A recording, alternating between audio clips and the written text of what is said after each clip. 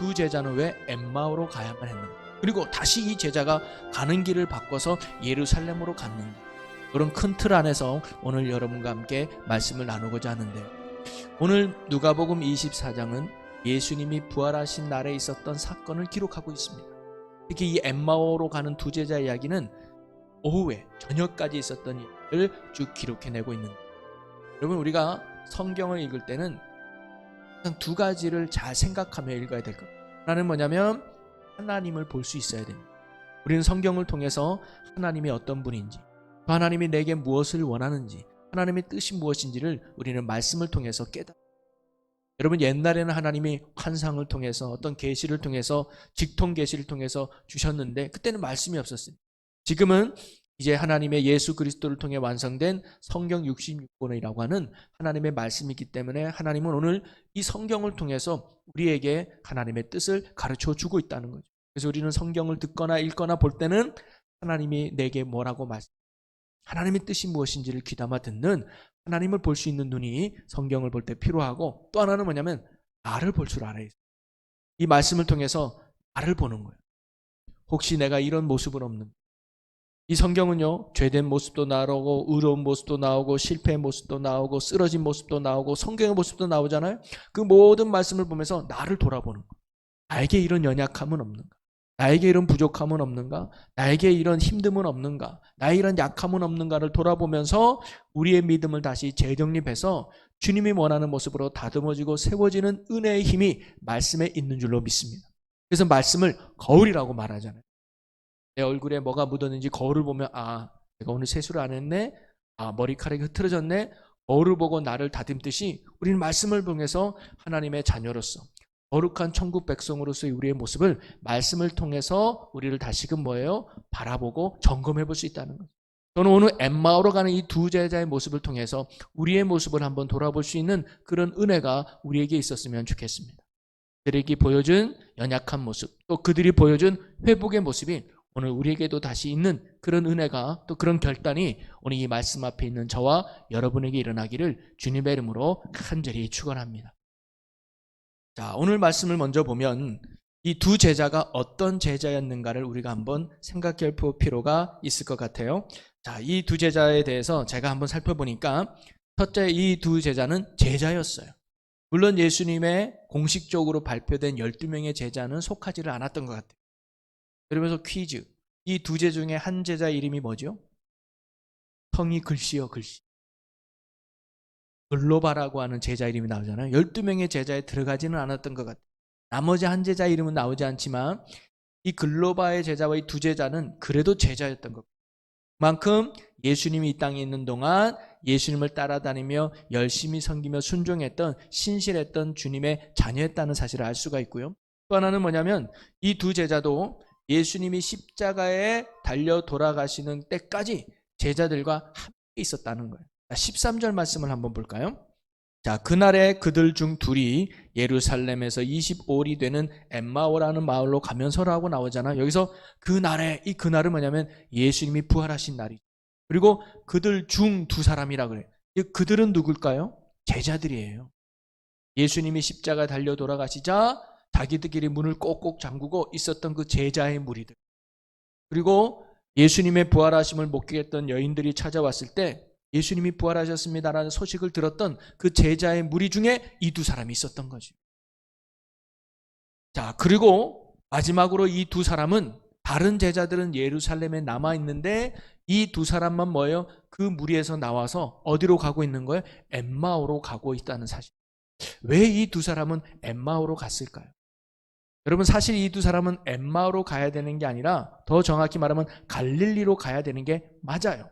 왜냐하면 동일한 말씀이 기록되어 있는 마태복음 28장에 보면 여인들이 예수님의 무덤에 갔을 때 빈 무덤이잖아요. 그때 천사들이 나타나서 이 여인들에게 예수님은 다시 살아나셨다라고 말씀하시면서 이런 말씀을 주세요. 마태복음 28장 7절에 보니까 거기 가면 예수님을 만날 수 있어라고 지금 천사가 이 여인에게 이야기한 거예요. 그리고는 여인들은 부활하셨다는 소식을 듣고 당장 제자들에게 달려갔단 말이죠. 달려가가지고 동일하게 이야기했을 거예요. 예수님이 살아나셨어요. 그리고 전에 말씀하신 것처럼 갈릴리로 먼저 가신대요. 거기서 예수님이 여러분들을 만나 주신대요 라고 하는 이야기를 들은 후에요. 그러면 이 제자들은 어디로 가야 되는 게 맞느냐? 갈릴리로 가야 되는 게 맞죠. 그런데 이 두 제자는 뭐예요? 엠마오로 가고 있어요. 다른 제자는 갈 생각조차도 안 하고, 이 두 제자는 그래도 발길을 옮겼는데 엠마오로 갔단 말이죠. 그러면 이 두 제자는 엠마오를 거쳐서 갈릴리로 가라고 했냐? 절대 그렇지 않습니다. 여러분, 갈릴리 지역은 우리가 알다시피 유대 이스라엘을 보면 북쪽 땅에 있는 거잖아요. 그런데 엠마움은 서쪽 방향으로 약 11km 떨어진 지역이에요.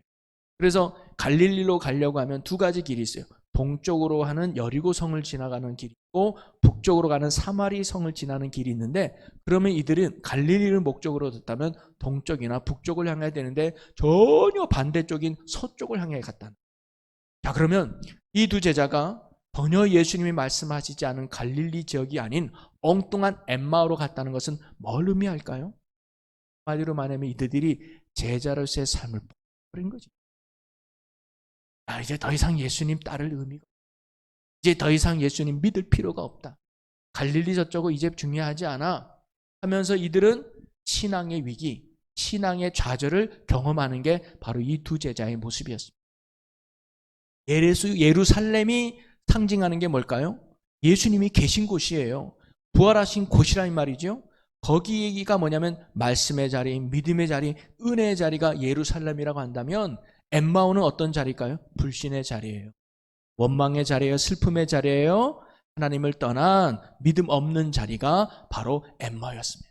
바로 이 두 제자는 그렇게 열심히 주님을 따라다녔지만 예수님이 돌아가시자 신앙의 정망을 얻고 주님을 멀리하고 주님을 떠나는, 어떻게 보면 신앙의 실패를 경험하며 돌아가고 있는 게 바로 이 두 제자의 모습이었다는 거예요. 자, 그러면서 오늘 엠마오로 향해 가는 이 두 제자의 모습 속에서 오늘 우리의 모습은 어떤가 돌아보자. 혹시 이들처럼 우리도 영적으로 실패, 영적으로 나태해져서 연약하고 안타까운 모습은 혹시 우리에게 없는가? 저는 먼저 이 두 제자가 보여준 안타까운 모습이 무엇인지를 살펴보면서 오늘 우리에게는 그런 모습이 없는지를 한번 생각해 보려고 하는데요. 예루살렘을 떠나 엠마오로 가야만 했던 이 두 제자의 안타까움. 첫 번째는 뭐냐면 과거는 뜨거웠지만 지금의 믿음을 잃어버린 제자들이었어요. 제가 앞에서도 잠깐 언급했지만 그들은 12제자에 포함되지는 않았지만 그들과 함께할 정도로 예수님을 잘 섬기고 따랐던 신실했던 예수님의 제자였다는 것을 알 수가 있습니다. 그리고 예수님이 십자가에 달려 죽었음에도 불구하고 그래도 12명의 제자들과 함께 있을 정도로 마지막까지 주님 앞에 헌신했던 제자가 바로 이 두 사람이었을 겁니다. 자, 그런데 지금은 어떤가요? 그런 믿음도 잃어버리고 열정도 잃어버리고 열심도 잃어버리고 헌신마저 잃어버린 식어 빠진 믿음의 두 사람이 되었다는, 그게 그들의 안타까운 모습이었습니다. 여러분, 혹시 여러분들은 어떨까요? 종종 이렇게 상담을 하거나 이렇게 신방을 가면 그렇게 말하시는 분들 종종 계세요. 내가 과거에 참 뜨거웠는데, 내가 과거에 참 기도 좀 했는데, 내가 과거에 참 봉사 좀 했는데, 내가 과거에 참 열심을 좀 했는데 라고 과거의 뜨거움과 열심과 믿음을 이야기하는 분이, 그러나 오늘 하나님이 언제나 우리에게 보시는 건 과거의 뜨거움이 아니고 과거의 믿음이 아니고 과거의 헌신이 아니라 오늘의 믿음, 오늘의 열정, 오늘의 신앙을 오늘 주님이 우리에게 보신다는. 여러분, 우리가 변함없이 또는 한결같이 변함없는 믿음으로, 변함없는 열정으로, 변함없는 헌신으로 한결같이 신앙생활 한다는 거, 이거 참 쉽지 않아요. 어렵죠. 그러나 우리가 나를 위해 십자가 지신 그 주님을 날마다 바라보고 나아간다면 우리는 변함이 없는 믿음을 가지고, 변함이 없는 헌신을 가지고, 변함이 없는 열정을 가지고 승리하게 될 줄로 믿습니다. 여러분, 사도 바울도 마지막까지 그 열정이 식질 않아요. 마지막까지 그 뜨거움이 변하지 않았어요. 그런데 이들은 왜 이런 믿음이 식어지고 이 열정이 식어버렸을까요? 이유는 하나예요. 부활하신 주님을 만나지 못하거든요. 그러면 우리는 쉽게 좌절하고 쉽게 절망해.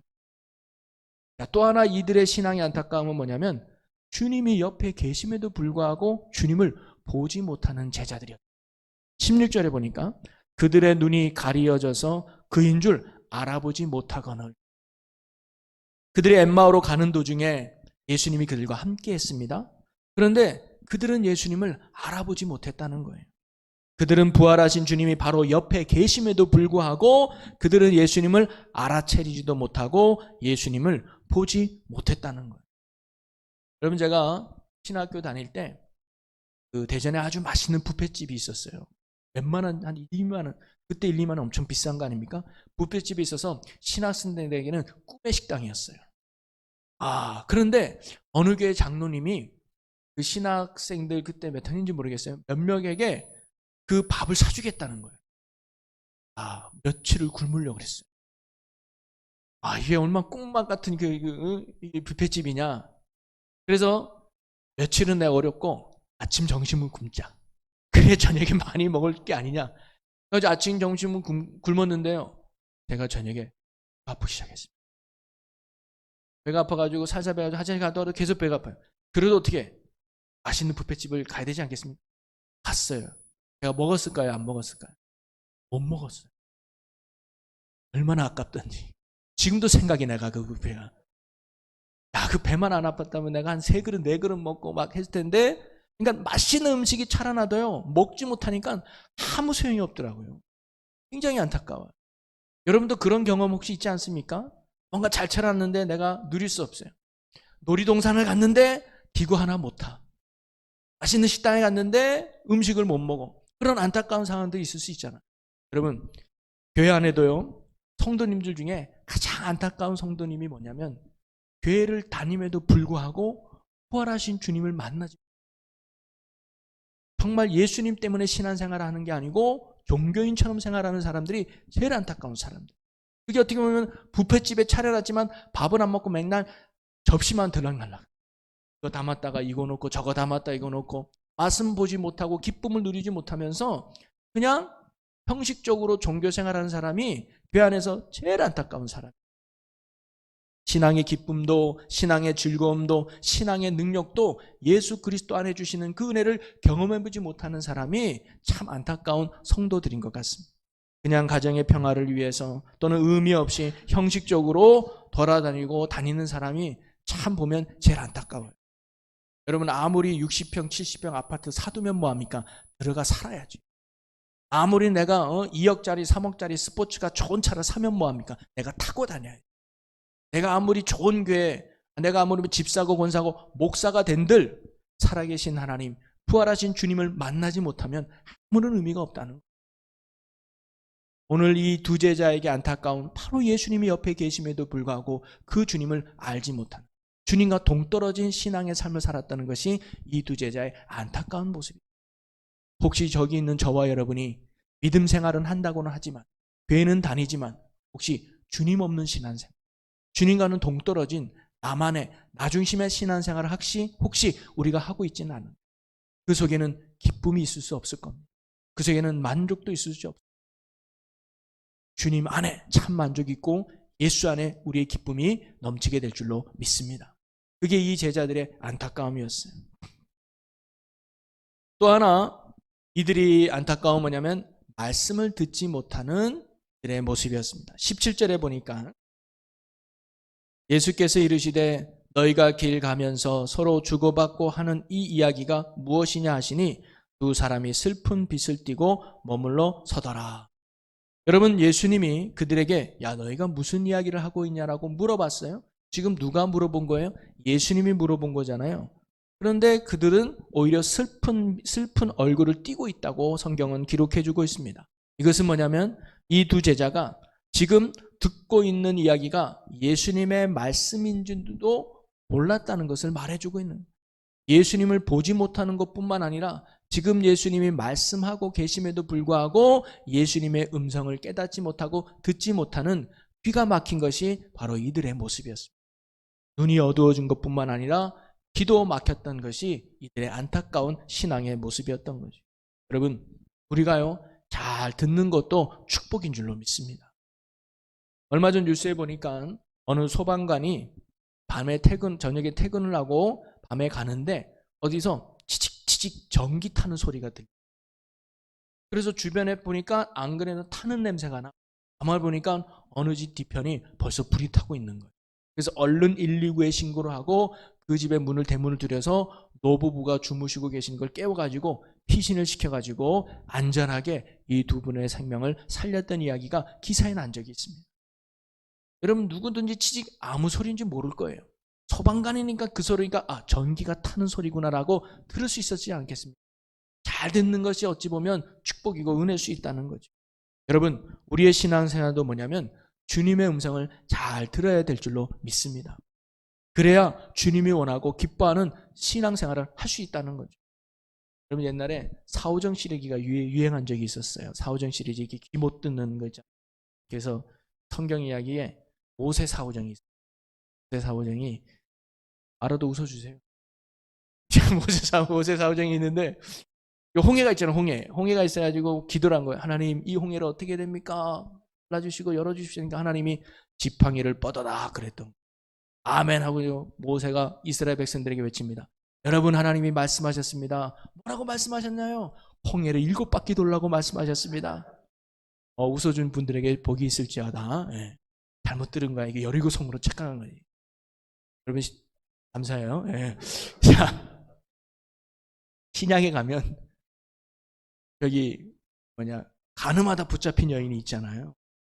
그래서 예수님이 땅에 걸으시면서 죄 없는 자가 돌로 치라 그런 거 아닙니까? 근데 사오정이 돌을 던지는 거예요. 그러니까 예수님이 깜짝 놀라는 거예요. 다시 한번 얘기합니다. 죄 없는 자가 돌로 쳐라 또 던지는 거예요. 예수님이 가까이 가가지고 죄 없는 자가 돌로 치라니까 사오정이 귀를 쫙 하면서 스데반 집사 아니에요? 감사해요 여러분. 여러분 이게 웃으라고 하지만 잘 들어야 된다는 거예요. 여러분 설교도 잘 들어야 되지 엉뚱한 거 들으면 이상하게 생각할 수 있는 거 아니겠습니까?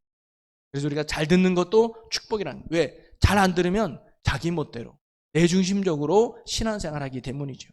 그러다가 자기 마음대로 자기 뜻대로 되지 않으면 괜히 하나님을 원망하는 그런 안타까운 성도들의 모습들이 종종 있다는 거죠. 그래서 듣는 것이 얼마나 중요한지 예수님도 많은 말씀을 하시고 끝에 꼭 이런 말씀을 하신 적이 있어요. 귀 있는 자는 깨달을진저. 귀가 뭐예요? 들어라. 잘 들어라. 이걸 믿음으로 잘 소화시키고 은혜로 잘 받아들이는 자에게 복이 있다는 말씀 아니겠습니까? 그러기에 우리가요 설교를 들을 때도 잘 들어야 된다는 거예요. 어떤 마음으로? 주여 말씀하옵소서 종이 듣겠나이다. 이런 말씀으로 듣는 게 참 좋지 않을까요? 팔짱 끼고 어디 한번 설교 한번 해봐요. 나한테 한번 감동 줘보시고 은혜 한번 끼쳐보세요. 그런 분 없는 거 알아요. 그런데 혹시 우리가 그런 자세로 설교를 듣지 않는가? 그래서 저는 젓가락 믿음이 아니라 냄비 믿음이 필요하다. 젓가락은 뭐냐면 골라 듣는 거 이렇게. 이 말씀은 패스. 이것도 패스. 나 듣기 싫어 패스. 그래서 내가 고르고 싶은 말씀만 듣는 게 젓가락이면 냄비는 뭐냐면 주시는 대로 반응을 주시.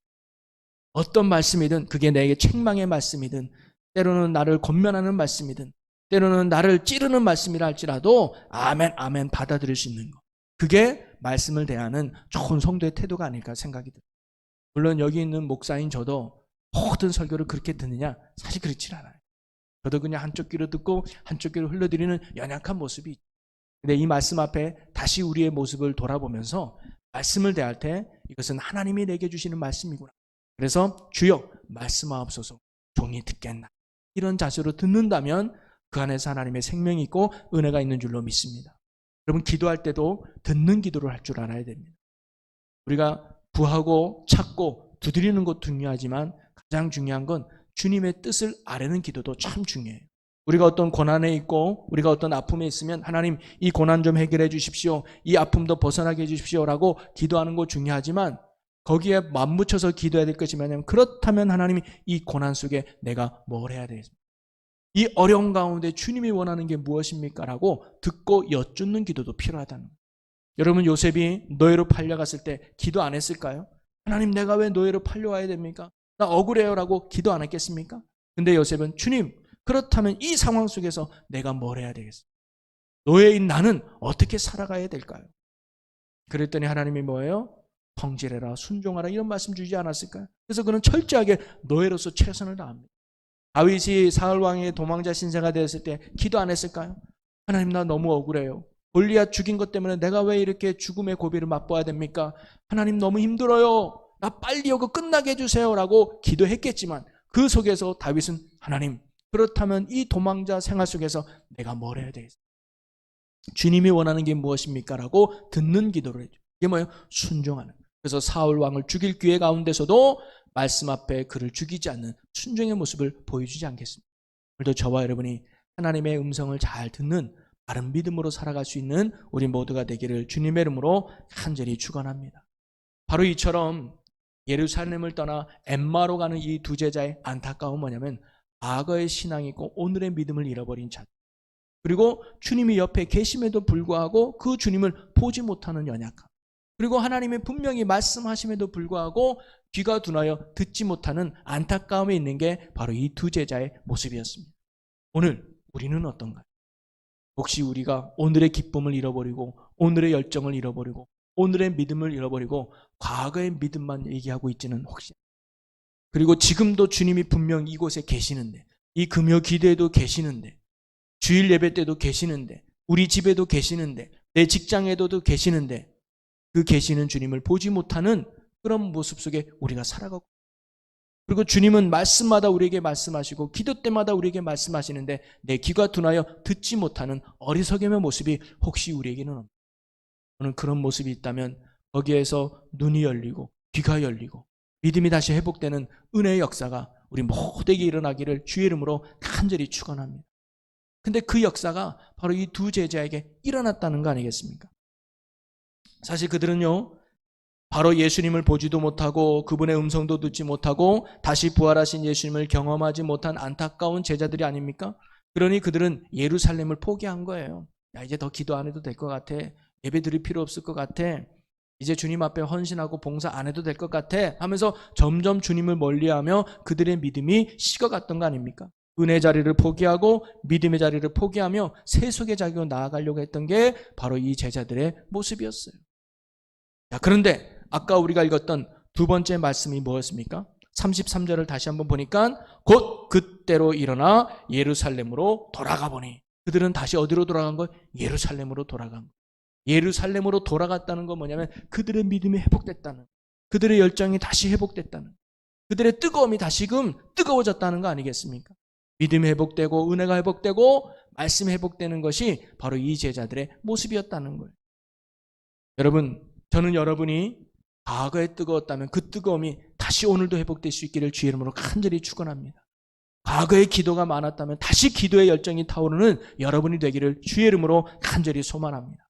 과거에 믿음 좋았다면 지금도 변함없는 믿음으로 주님 앞에 설 수 있는 은혜가 우리 모두에게 있기를 주의 이름으로 간절히 축원합니다. 자, 그렇다면 이들이 그렇게 주님을 떠나고 엠마오로 가던 이 제자들이 다시 예루살렘으로 힘차게 전진할 수 있었던 이유는 어디 있었을까요? 하나예요. 부활하신 주님을 만났기 때문에, 잊고 있었던 주님을 깨달았기 때문이에요. 그래서 다시금 자기 안에 믿음이 회복되고 열정이 회복되고 뜨거움이 회복됐던 거죠. 여러분, 신앙의 힘은 어디 있느냐? 바로 우리의 지식이나 우리의 경험이나 우리의 연륜이나 어떤 프로그램이나 방법에 있는 것이 아니라 부활하신 주님께 있는 줄로 믿으시기를 바랍니다. 부활하신 주님을 만나면, 또 부활하신 주님이 함께 한다면 그것 때문에 우리는 어떤 두려움의 자리도 이겨낼 수 있으며 어떤 절망의 상황에서도 이겨내며 승리하는 믿음의 삶을 살아갈 수 있게 될 줄로 믿습니다. 방법이 중요한 게 아니고 상황이 중요한 게 아니고 환경이 중요한 게 아니라 내가 부활하신 주님을 만나 내 안에 예수 그리스도가 살아있는 것, 그게 신앙의 힘이고 신앙의 능력인 줄로 믿습니다.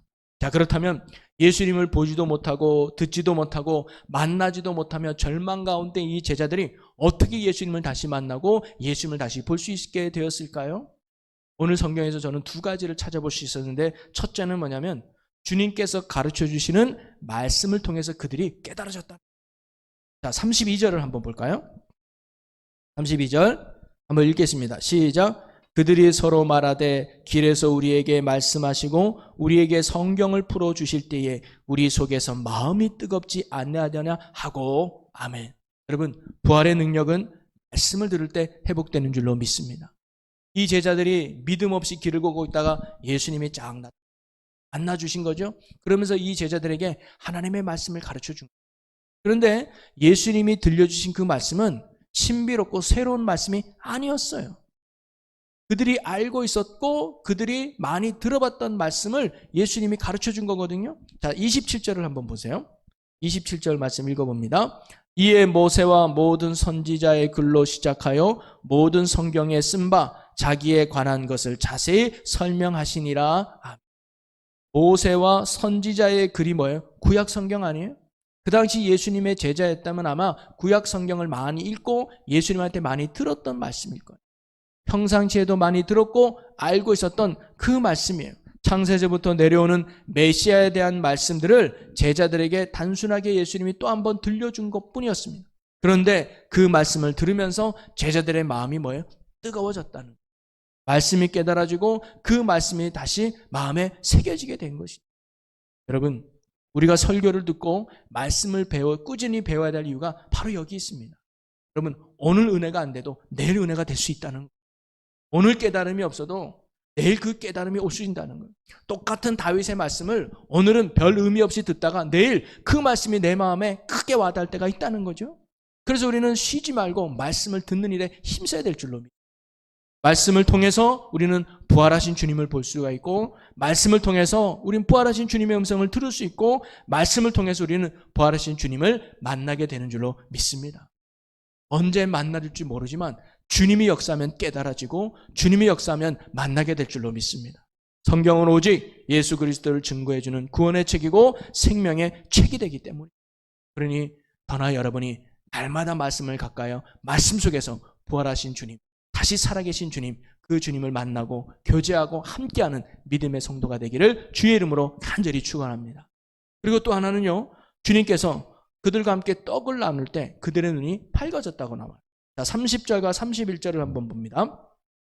그들과 함께 음식 잡수실 때에 떡을 가지사 축사하시고 떼어 그들에게 주시니 그들의 눈이 밝아져 그인 줄 알아보더니 라고 나오고 있지 않습니까?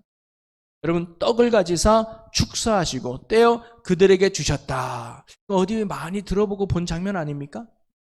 네, 바로 마지막 만찬 때 예수님께서 제자들에게 보여준 장면 아닙니까? 떡을 떼면서 이것은 나를 위해서 너희를 찢기는 나의 몸이다. 잔을 나누면서 이것은 새 언약의 피, 너희를 위해 흘리는 내 피다라고 하면서 떡과 잔을 나누시는 예수님의 모습이 오늘 지금 이 장면에 고스란히 나타나는 거예요.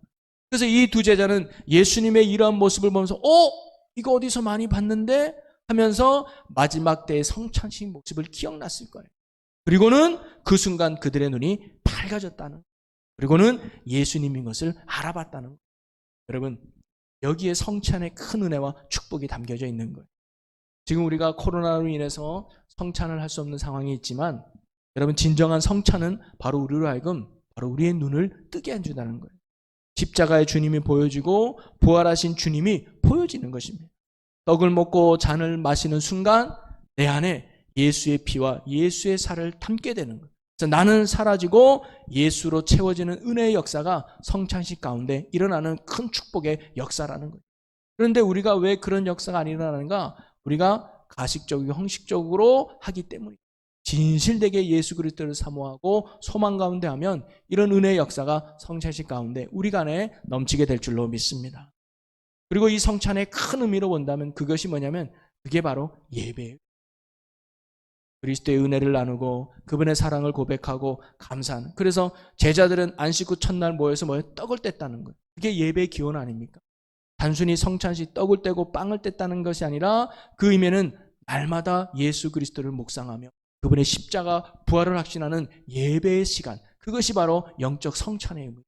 바로 어떤 사람이 주님을 만나는가? 살아있는 예배를 드립니다. 예배에 성공할 때 주님은 예배자를 통해서 우리를 만나주신다는 거예요. 그래서 요한복음 4장에 보면 예수님이 그 우물가의 여인한테 뭐라고 말합니까? 하나님은 어떤 사람을 찾는다 그랬어요? 내가 예배하는 자를 찾는다. 하나님이 찾는다는 것은 뭐냐면 만나주신다는 거예요. 오늘도 여러분이 주님 앞에 살아있는 예배를 통해서 그 예배를 통해 주님을 만나는 큰 은혜가 우리에게 일어나기를 주님의 이름으로 간절히 축원합니다. 그리고 오늘 말씀의 또 재미난 부분은 뭐냐면 두 제자가 이렇게 예수님이구나라는 것을 알아보는 순간 예수님은 뿅 하고 사라졌다는 거예요. 이제 알아보겠냐 하면서 악수 한번 해줄 줄 알았는데 갑자기 예수님이 사라졌다는 거예요. 여기에서 우리에게 주시는 참 중요한 교훈이 있는데 그게 뭐냐면 우리가요, 부활하신 주님을 만난다면요, 그것으로 신앙생활은 충분하다. 다른 게 필요 없다는 거예요. 눈에 보이는 어떤 기적이 없어도, 눈에 보이는 표적이 없어도, 손에 잡히는 큰 놀라운 역사가 없어도 우리는 그것 때문에 예수 믿는 게 아니라 부활하신 주님을 만나면 그 예수님 때문에 우리가 뭐예요? 예수 믿는 거예요. 여러분, 예배 드리는 이유가 어디 있습니까? 내 병이 고침받아서가 아니에요. 하나님이 내 사업을 성공시켜줬기 때문에 예배하는 게 아니에요. 부활하신 주님을 만나기 때문에. 나를 사랑하신 주님이 계시기 때문에, 지금도 그분이 나의 아버지가 되시기 때문에 우리는 예배 드리는 것이고 헌금하는 것이고 기도하는 것이고 봉사하는 거, 헌신하는 거 아닙니까? 이게 충분하다는 거예요. 지금 이 제자들에게는 눈에 보이는 예수님이 없어도 상관없는 거예요. 부활하신 주님을 믿어요. 부활하신 주님을 만났어요. 이거면 이들에게는 충분했다는 거예요. 그래서 이들은 엠마오로 가는 길을 포기하고 이제 뭐예요? 예루살렘으로 뜻을 돌이켰어요. 여러분, 진정한 신앙은 방향을 돌이키는 거예요. 진정한 믿음은 내 삶의 방향이 완전히 돌이킨, 엠마오로 달려갔던 내 삶이 이제는 다시 예루살렘으로.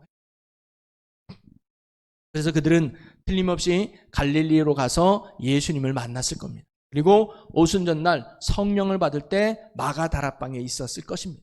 그리고 초대교회가 크게 부흥할 때 이들은 핵심적인 역할을 감당하는 믿음의 일꾼들이 되었을 겁니다.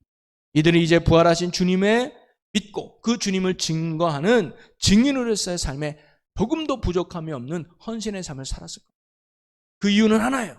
부활하신 주님을 이들이 만났기 때문에. 누구도 부인할 수 없는, 누구도 거부할 수 없는 살아계신 주님을 진정으로 만났기 때문에 흔들림 없는 믿음을 이들이 가지고 살아갈 수 있었던 거죠. 여러분, 오늘 저와 여러분이 나누는 가장 중요한 예루살렘에서 엠마오로 갔던 두 제자의 실패 원인은 주님을 잃어버렸기 때문에. 그런데 엠마오에서 다시 예루살렘으로 가는 그 회복의 힘은 주님을 만났기 때문에.